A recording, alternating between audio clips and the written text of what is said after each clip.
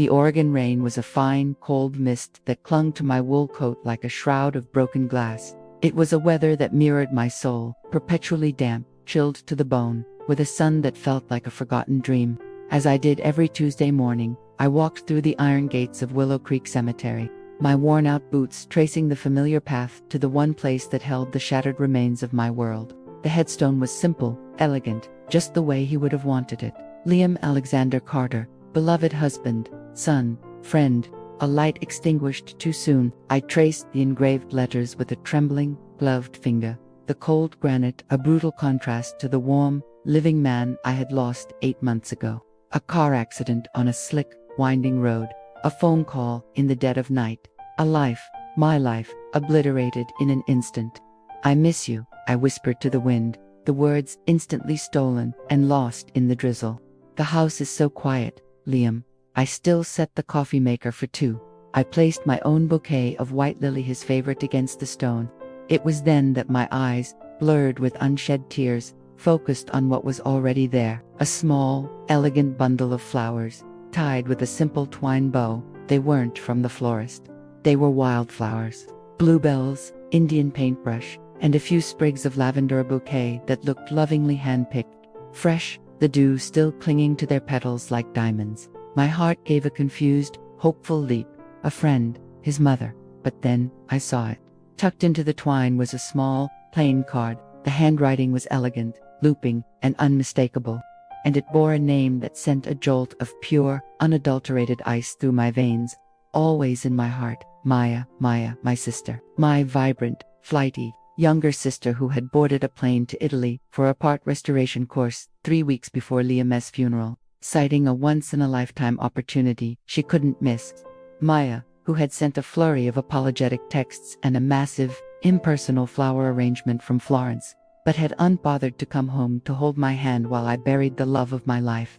Maya, who had never, in all the years Liam and I were together, shown any particular fondness for him, beyond the casual, teasing affection of a sip. Why would she be here? Why would her flowers be here? Fresh, on a random Tuesday in Oregon, when she was supposed to be thousands of miles away. A torrent of questions drowned out my grief. When did she get back? Why hadn't she called me? And why, of all places, was her first stop my husband's grave? The logical part of my brain, the part that was still a functioning architect, tried to construct a reasonable explanation. Maybe she'd returned early, felt guilty for missing the funeral, and came to pay her respects privately before facing me. But the timing felt off. The flowers were too fresh. She would have had to come this very morning, or perhaps even last night. Why not come to the house first? Why this secrecy? I stood there, rooted to the spot, the rain soaking through my hair. The 2 bouquets side by side, creating a silent, screaming contrast. My perfect store-bought lilies, and her wild, heartfelt, secret collection. A sickening feeling began to uncoil in the pit of my stomach, a feeling I immediately tried to shove down. It was absurd, preposterous. This was Liam, and Maya, my sister. But the seed was planted, a tiny, poisonous weed in the barren garden of my grief. I left the cemetery in a daze, driving back to my empty craftsman-style house in a fog. The familiar sights of Portland, the bridge, the distant mountains, the coffee shops we loved passed by in a blur. All I could see was that handwriting, always in my heart. The words echoed, taking on a new, sinister meaning. I walked into the cold, silent house. On the mantelpiece was a photo from our wedding. Liam, handsome and beaming in his tux, his arm wrapped tightly around me. And on my other side, Maya, her smile dazzling, her arm linked through mine. The 3 of us, a picture of perfect happiness. Or so I had thought. I grabbed my phone, my fingers shaking as I pulled up Maya's contact. I needed to hear her voice, to have her laugh away my insane suspicions. The phone rang, once, twice, and then went to her generic voicemail. "Hey, you've reached Maya. Sorry I missed you. Leave a message." Her voice was so bright, so alive, it felt like a mockery. I didn't leave a message. Instead, I scrolled through her social media. Her last post was from 2 days ago, a picture of a vibrant Italian market, captioned, "Living la dolce vita. Can't believe my time here is almost up. Ciao for now." My blood ran cold. The post was geotagged in Florence. Either she was lying about her location, Or someone had placed those flowers on Liam's grave using her name. But who would do that, and why? The rest of the day was a waste. I couldn't work. I couldn't eat. I paced the rooms of the house, my mind a prison of circling thoughts. I found myself in Liam's office, a room I had largely left untouched since his death. It still smelled like him, sandalwood and old books. My eyes scanned the shelves, the desk, the filing cabinet. Was I looking for answers or for proof of a betrayal I couldn't even name? I opened his laptop. The password screen stared back at me. I tried the usual combinations, our anniversary, his birthday, my birthday, nothing. And then, on a whim, a dark, terrible whim, I typed in Maya. The screen unlocked. Just like that, the desktop wallpaper loaded a picture of us, Liam and me, on a hiking trip. But all I could see was the password field, now empty. My breath hitched. It could be a coincidence. Maybe he'd used her name because it was easy to remember. Maybe it was the name of a character from a book he liked. But the excuses sounded hollow, even to my own ears. The poison weed in my mind grew thorns. That night, the silence of the house was deafening. Every creak of the floorboards was a footstep. Every rustle of the wind was a whisper. I lay in our bed, on my side, staring at the empty space where Liam should have been. I thought of the last few months before his death. He had been stressed, distracted. He'd taken more business trips than usual. I'd attributed it to a demanding project, to the pressure of starting his own consulting firm. I'd been busy with my own work, drowning in deadlines. Had I been blind? Had the signs been there, waving like red flags in a hurricane, and I'd been too busy, too trusting, to see them? I remembered a weekend, about 6 months before he died. Maya had come to visit. She and Liam had gone for a long walk to the nearby park while I finished preparing dinner. When they returned, their laughter had echoed through the front door, a shared, private sound that had made me smile then. Now, the memory felt tainted. I remembered the way he looked at her when she told a funny story at the dinner table, a look of pure, unadulterated delight. I had thought it was just him appreciating her vivaciousness, a contrast to my own more reserved nature. But what if it was more? What if the light in his eyes wasn't just for an entertaining sister-in-law, but for her? The next morning, I went back to the cemetery. The rain had stopped, leaving the world washed clean and sparkling. But there was no cleanliness in my heart. I walked to Liam's grave, my steps slow and heavy with dread, and there they were, fresh again. A new bunch of wildflowers, identical to the first, bluebells, Indian paintbrush, lavender, and a new note. I miss your laughter, Maya. This wasn't a one-time gesture of guilt. This was a ritual, a commitment. I looked around, my heart pounding, half expecting to see her emerge from behind a tree. The cemetery was empty. But as I turned to leave, my eyes caught a flicker of movement near a large oak tree at the edge of the property. A figure, mostly hidden, wearing a dark coat. Was it her? Was she watching me? Without thinking, I started walking, then running, towards the tree. Maya, I called out, my voice cracking. The figure turned and quickly moved away, disappearing behind a row of mausoleums. I ran, my lungs burning, my grief-fueled adrenaline giving me a strength I didn't know I possessed. I rounded the corner of the old stone building, but there was no one there, just the silent, watchful dead. And on the ground, where the figure had been standing, lay a single, fallen bluebell. I picked it up, its delicate stem fragile in my hand. It was real. This was real. My sister was here, in Portland, visiting my husband's grave in secret, leaving love notes from the shadows, and my husband, my Liam, had taken whatever secret they shared to his grave. But I wouldn't. The grief that had once been a heavy, suffocating blanket was now morphing into something else, a sharp, focused, and terrifying rage. I needed to know the truth. I would tear my life, my memories, and my sister's perfect facade apart to find it. It was just a flower, a single, delicate bluebell, but it felt like a live wire in my hand, humming with a terrible, secret energy. I had seen it fall, heard the rustle of the retreating figure, and now I stood in my silent kitchen, placing it in a small glass of water, as if it were a piece of evidence. This wasn't a scene from a thriller. This was my life, and the ghost haunting me was my own sister, the rational part of my mind, the part trained to solve problems and design structures that wouldn't fall, was screaming at me. There is an explanation.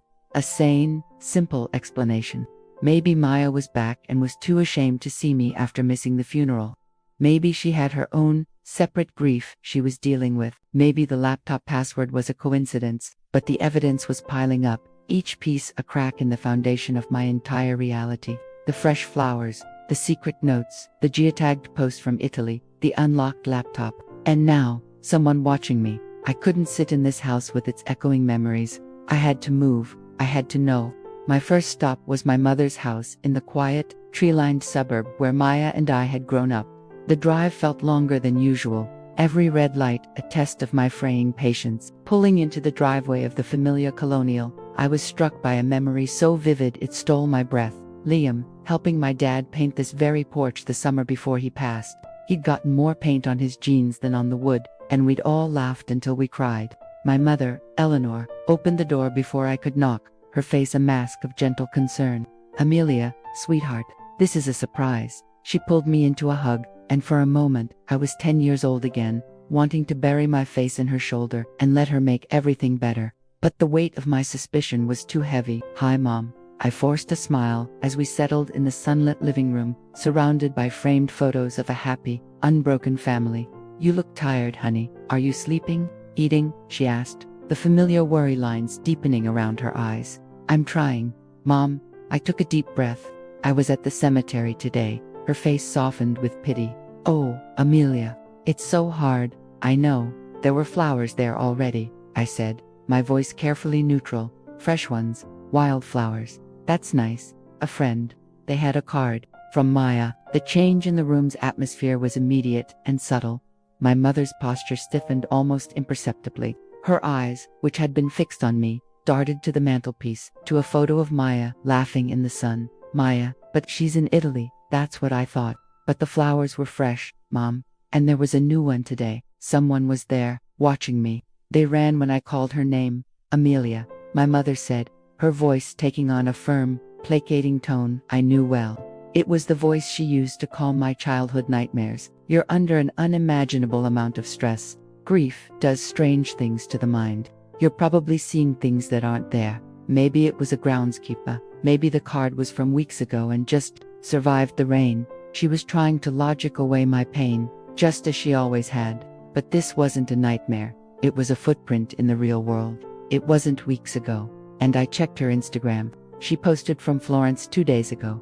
"Well, there you go," Mom said, spreading her hands as if the case were closed. "It must be a prank. A cruel one. Maybe someone who knew them both is playing a sick joke." "Them both."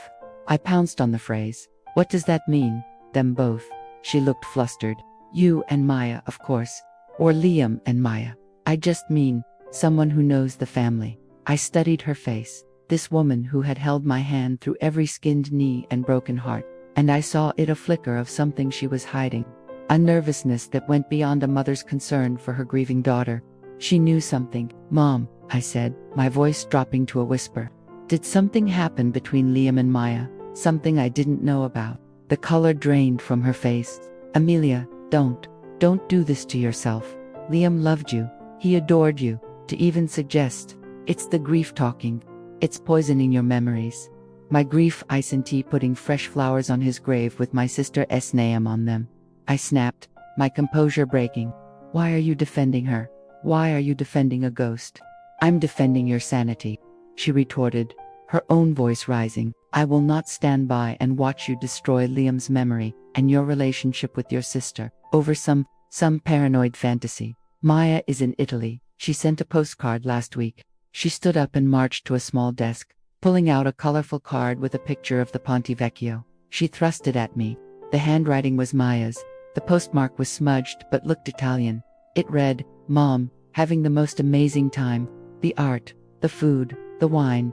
Miss you. Tell Amelia I'm thinking of her. Love, Maya." It was a perfect piece of evidence. And yet, it felt like a prop. It felt too perfect. "She's thinking of me, but she can't pick up the phone," I said, my voice trembling. "She can't come home to her sister whose husband just died. She's young, Amelia. She's finding herself. You were always the serious one, the planner. She's flighty, you know that. She gets swept up in things. She gets swept up in things." The phrase hung in the air, heavy with new, unspoken meaning. What things? Who had she gotten swept up with? I left my mother's house feeling more alone than ever. The conversation hadn't given me answers. It had only confirmed that there were secrets. My own mother was a fortress, and she was guarding something. I got in my car, but I didn't start the engine. I just sat there, staring at the steering wheel, the postcard lying on the passenger seat. Tell Amelia I'm thinking of her. It was a generic, hollow sentiment, the kind you send when you don't know what else to say. Frustration boiled over into a desperate need for action. I started the car and drove not home, but towards Liam's old office. After his death, his business partner, Mark, had helped me box up his personal effects, but I'd never really gone through them. Maybe there was something there, a clue I'd missed. The office was in a modern building in downtown Portland. Mark was there, looking tired but kind as always when he let me in. "Amelia, everything okay?" he asked, his brow furrowed with concern. "Just wanted to look through Liam's things again, see if there's anything I missed," I said, trying to sound normal. "Of course, take your time." He gestured to the boxes stacked in the corner of Liam's old, now impersonal office. "You know, he talked about you all the time. He was so proud of you." The words were meant to be comforting, but they felt like salt in a wound. "Did he talk about Maya, too?" I spent the next 2 hours going through every box. Mostly it was old project files, client notes, technical manuals, the detritus of a professional life. I was about to give up, my hope and energy spent, when my fingers brushed against something tucked inside a thick binder for a project labeled Hillside Development. It was a small, leather-bound journal. It wasn't Liam's. He used digital notebooks. My heart began to hammer. I opened it. The pages were filled with sketches, beautiful, delicate sketches of landscapes, of buildings, and of a woman. The woman was often drawn from behind, or in profile, her face obscured. But in one, near the back, she was turning, a smile on her lips, her features clear and vivid. It was Maya. The style was unmistakably hers. She'd always carried a sketchbook, even as a teenager. This was her journal. Why was it hidden in Liam's office? With trembling hands, I flipped to the last few pages. The sketches stopped. In their place were words, scrawled in a hurried, emotional script that was so different from the careful notes on the greeting cards. "I can't do this anymore. This secret is a stone in my chest, pulling me under. Every time I see the way he looks at her, I die a little. He says it's complicated. He says he can't destroy her. But what about destroying me? What about this thing between us that feels more real than anything I've ever known? He says we have to end it. For her, always for her. But an ending feels like a death. My heart is a grave for a love that never got to live." The journal fell from my hands, hitting the carpeted floor with a soft thud. I couldn't breathe. The room spun. It was all true. Every sick, terrible suspicion.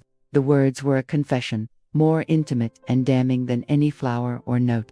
A love that never got to live, but it had lived. It had lived in secret glances, in stolen moments, in this very journal, hidden in my husband's office. It had lived enough for its death to feel like a grave to my sister. I stumbled out of the office, mumbling a thanks to a concerned-looking Mark. I drove home on autopilot, the journal burning a hole on the seat beside me. The world outside the car window was the same, but I was different. I was no longer a grieving widow. I was a fool. The last 8 months of pure, uncomplicated grief felt like a lie. My tears had been for a marriage, for a man that had never existed in the way I believed. When I got home, I went straight to the bathroom and vomited. The physical revulsion was overwhelming. I splashed cold water on my face and stared at my reflection in the mirror. My eyes were hollow, my skin pale. Who was this woman? I picked up my phone again. This time, I didn't just call. I sent a text to Maya. No more subtlety. No more doubt. "Me, I know you're here. I found your journal in Liam's office. We need to talk now." I hit send and waited, my body thrumming with a volatile mix of heartbreak and rage. The 3 little dots appeared almost immediately. She was typing. She was reading this. She was here. Her reply came a minute later, a masterpiece of evasion. "Maya, Amelia, I don't know what you're talking about. I'm in Italy. You're not well. You're imagining things. Please, get some rest." The gaslighting was its own form of violence. "You're not well. You're imagining things." She was using my grief as a weapon against me. I didn't reply. I had what I needed. The journal was proof, but it was proof of an affair, not of her current presence. I needed to find her. I needed to look my sister in the eye and ask her how she could do this to me. An idea, desperate and reckless, formed in my mind. If she was posting from Italy, she had to be using a VPN or having someone post for her. But there was one thing that couldn't be faked from another continent: a real-time conversation. I opened a video chat app we sometimes used and hit the call button on her profile. It rang and rang. Just as I was sure it would go to voicemail, the call connected. The screen was dark for a second. Then her face appeared. She was in a dimly lit room, but it was her.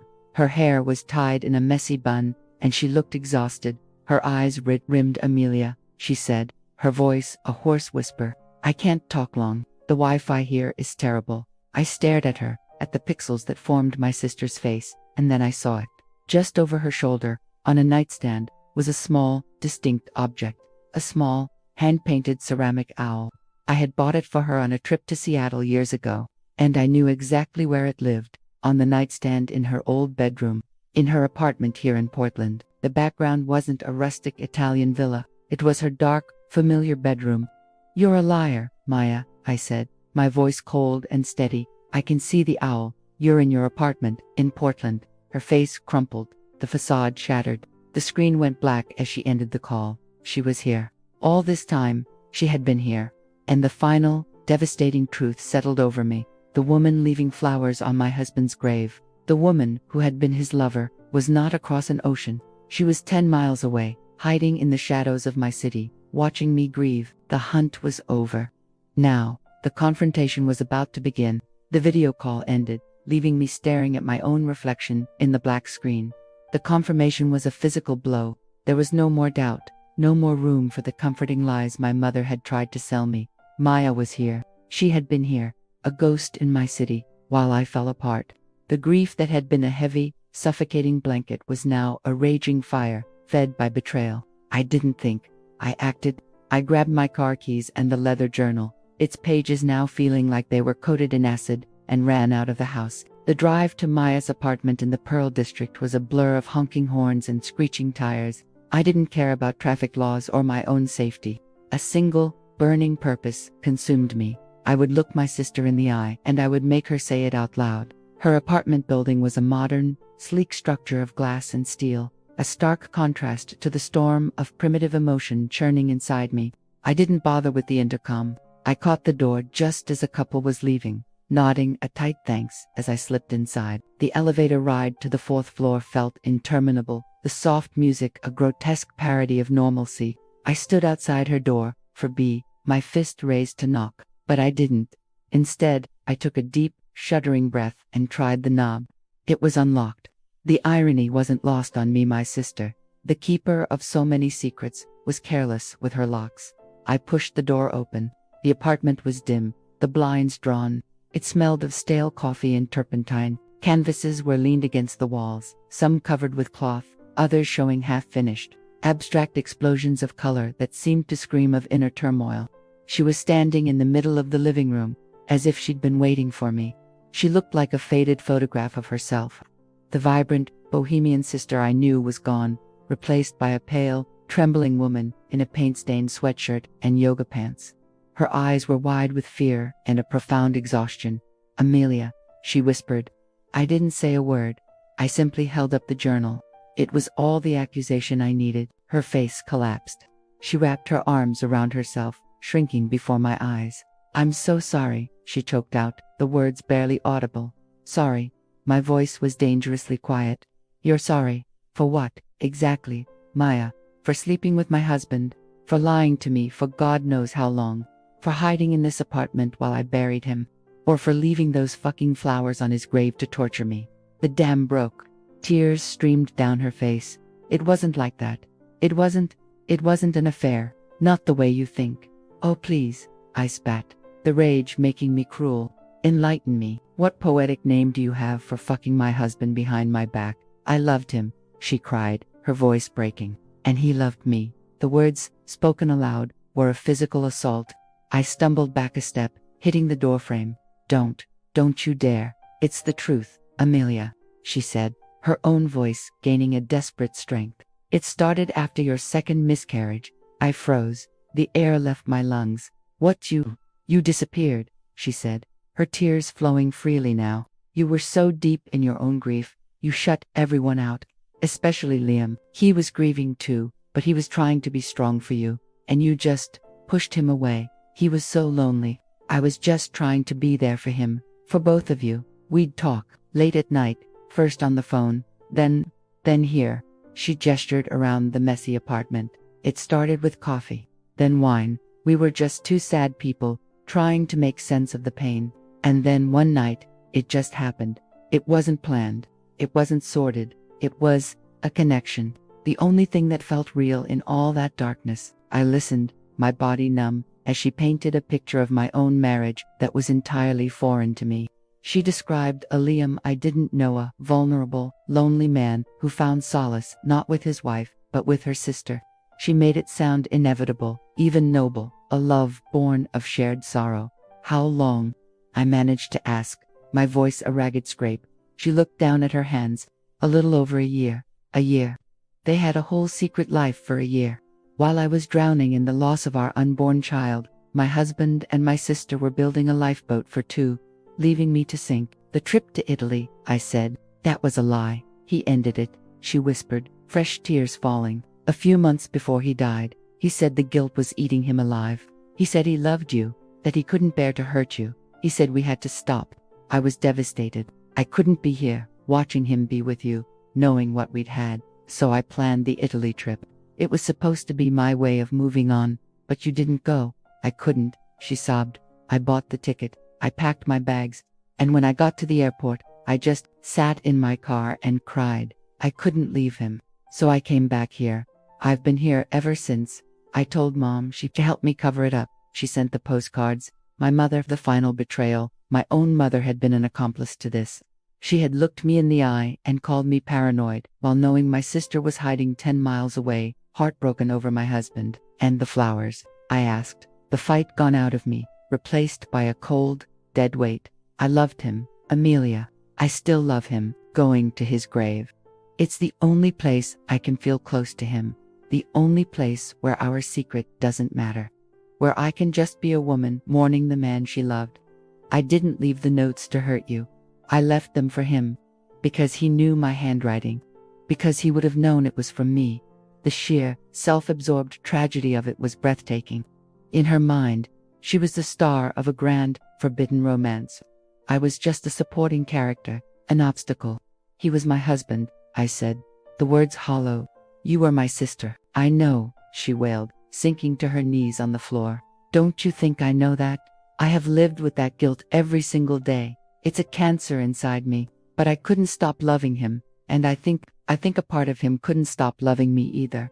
I looked at her, crumpled on the floor, a pathetic picture of tortured love, and I felt nothing. No pity, no sisterly bond, just a vast, empty hatred. The day of the accident, I said, a new, chilling thought forming. Where were you? She looked up, her eyes wide with a new kind of fear. What? The accident happened on the road to the coast. On a Tuesday afternoon. Liam told me he was going to look at a potential site for a client. Was he coming to see you? She stared at me, her mouth opening and closing, but no sound came out. The silence was more damning than any confession. He was, wasn't he? I pressed, stepping closer. He was coming here, to see you. Even after he ended it, he was confused, she pleaded. He called me that morning. He said he needed to talk. He said he missed me. The final piece of the puzzle clicked into place, and the image it formed was monstrous. My husband, on the day he died, was on his way to see his mistress, my sister. His death wasn't just a tragedy, it was the culmination of their betrayal. I turned around without another word. I walked out of her apartment, leaving her sobbing on the floor. The hallway, the elevator, the lobby all passed in a silent, gray haze. I had gotten the truth. I had forced the confession, and it had utterly destroyed me. I drove to the only place I had left, the cemetery. I stood before Liam's grave, the two bouquets from this morning now wilted and sad.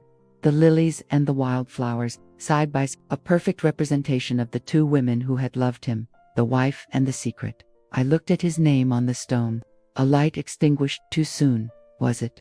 Or was it a light that had been flickering, flawed, and treacherous long before it went out? The man I had grieved for 8 months, the loving, loyal, perfect husband, had never existed.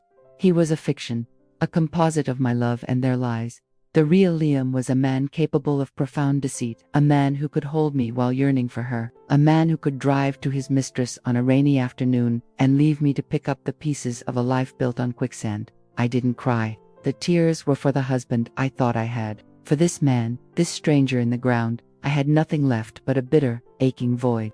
I reached down and picked up the bouquet of wildflowers, Maya's bouquet. I crushed the stems in my fist, the petals disintegrating in my grip. Then, I threw the mangled remains into the nearby bushes. There were no more secrets. The truth was out, and it was uglier than I had ever imagined. But as I stood there in the gathering dusk, a new, terrifying question began to form in the ruins of my heart. The truth had set me free from doubt, but it had shackled me to a new, more desolate reality. Where does a woman go when both her past and her future have been annihilated by betrayal? I had no husband. I had no sister. I had no mother I could trust. All I had was the cold, hard ground beneath my feet, and the long, lonely road ahead.